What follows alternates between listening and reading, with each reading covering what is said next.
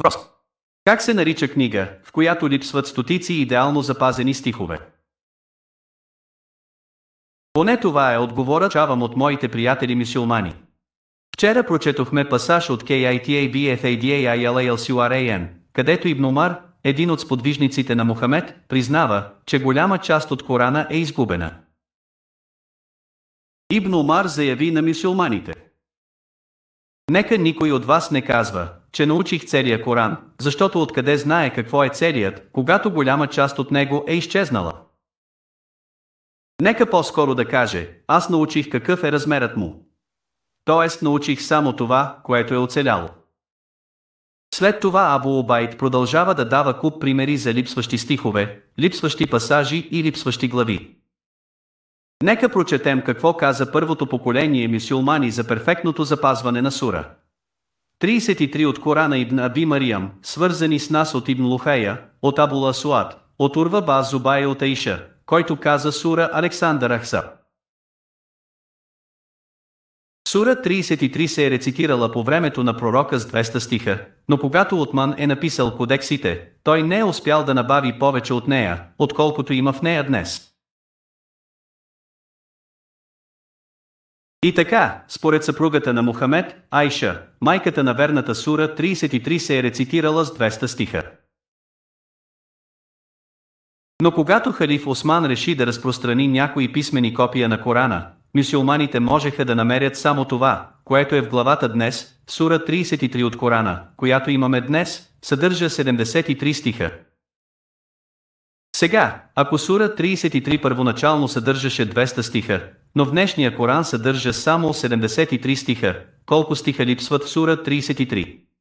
Според Аиша, 127 стиха липсват в сура 33 от съвършено и по чудо запазен Коран. Но става още по-лошо, защото Айша очевидно закръгляваше, когато каза, че сура 33 е съдържала 200 стиха.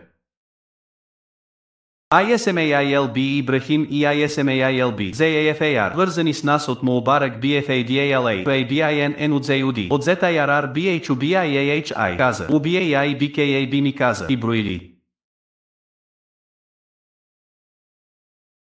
Сурат Александър Ахса 72 или 73 аз отговорих, каза той.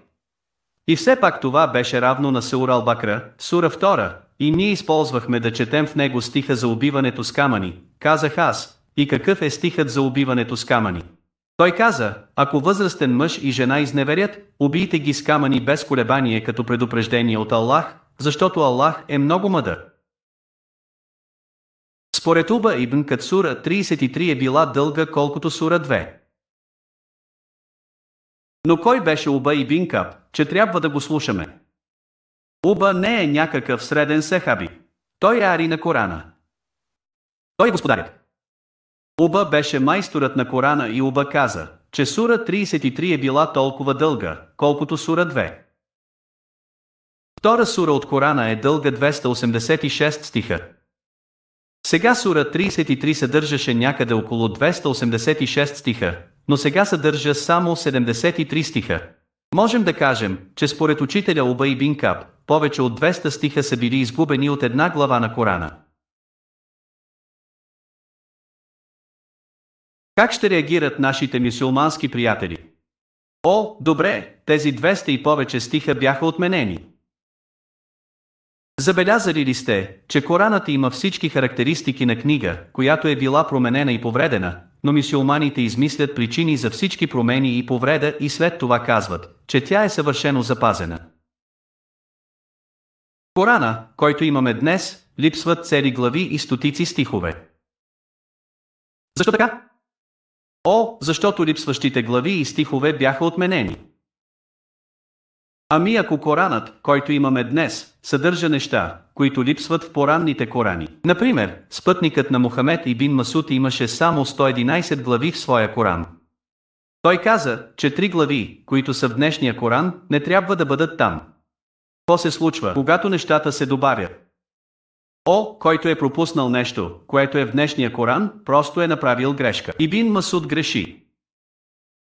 Ами ако поставим два от днешните Корани един до друг и видим, че има различни арабски думи с различни арабски значения.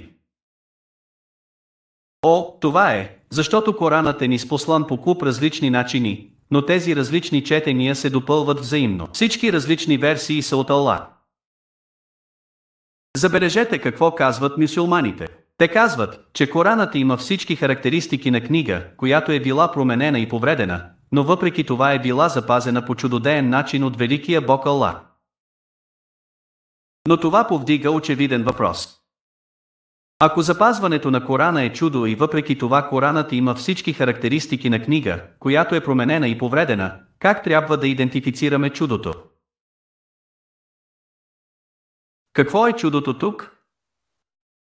Нашите приятели мюсюлмани казват, че Коранът е различен от другите книги. Той е идеално запазен и въпреки това Коранът има всички характеристики на всички други книги, които са били променени и повредени неща, добавени неща отнети, различни думи в различни версии. Ако това е чудо, това е най-глупавото чудо. Мюсюлманите всъщност ни казват, че Аллах е казал, знаете ли какво? Ще направя чудо. Ще направя Коранът да изглежда точно така, сякаш е бил променен и повреден, въпреки че е идеално запазен. Мюсюлманите твърдят, без да представят конкретни доказателства, че Библията и Тората са променени. Как би могло да бъде възможно да се модифицира всяко копие глобално по еднакъв начин? Срещали ли сте някакви исторически данни този процес?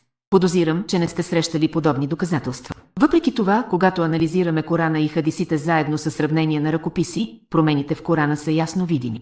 По-настоящем има 26 различни версии на Корана, които се използват в световен мащаб, факт, който мнозина отказват да признаят. От съществено значение е да мислим критично и да не приемаме сляпо дезинформацията, която се разпространява за християни и евреи. Освен това си струва да се отбележи, че несъответствията между различни преводи, версии на Корана и оригиналния арабски текст също са форма на поквара на вашата книга. На кого ще избереш да вярваш, в крайна сметка зависи от теб.